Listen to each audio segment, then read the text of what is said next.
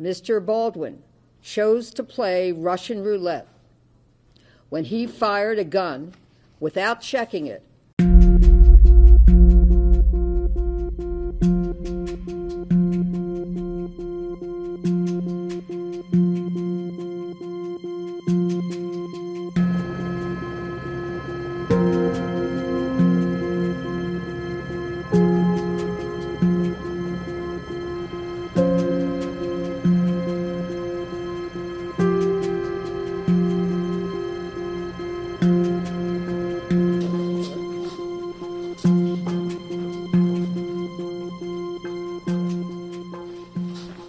In our opinion, Mr. Baldwin chose to play Russian roulette when he fired a gun without checking it.